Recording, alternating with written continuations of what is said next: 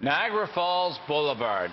It's a busy road with a history of serious, tragic accidents. There are renewed calls now to make it safer for pedestrians.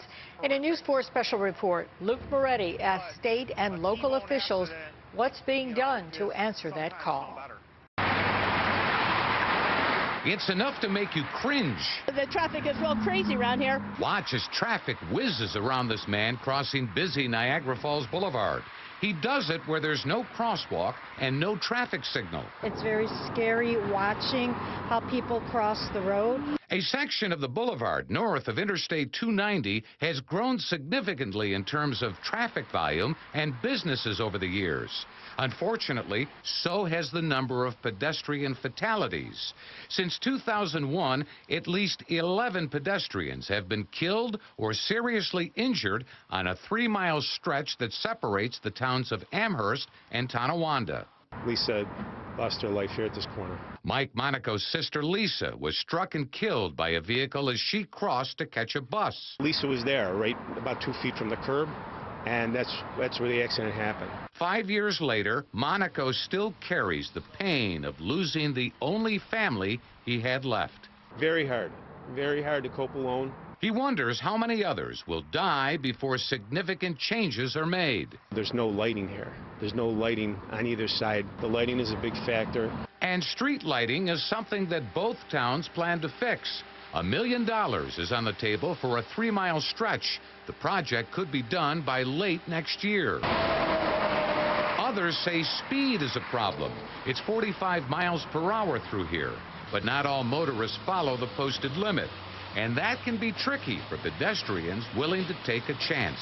Pedestrians just really need to kind of adhere to using the crosswalks, crossing at the signal lights, and not crossing mid-block where there's no safety devices in place. It's a problem that's caught the attention of Amherst Town Supervisor Brian Culpa. This stretch of road is as bad as anything we have. Culpa, who has a background in urban planning, believes the emphasis has been on traffic flow and not enough thought to pedestrian access. He says reducing the speed is one option to consider. Trying to get the speed down to 30, 35, hey, what's wrong with that? It helps businesses, it helps pedestrians. But that's a state of New York decision because it's a state road. And it's something the State Department of Transportation looked at in the past. 45 miles per hour is okay for that wide of a road for a pedestrian-friendly area? Yes, it's an appropriate speed limit. State DOT spokesperson Susan Surde says the agency has made a number of improvements over the years. Things like new curb ramps, pavement markings, upgraded signals, and countdown timers. She says it's up to motorists and pedestrians to do the right thing. We have people darting out across Niagara Falls Boulevard not using crosswalks. We have people trying to cross not using the buttons so they're not getting that extended period of time. But what happens when you have bus stops on both sides of an intersection and no crosswalks or traffic signals? They're just gonna cross right in the middle where the bus stop is at. Gail Gentry runs the Checkers restaurant at the Boulevard and Thistle Avenue.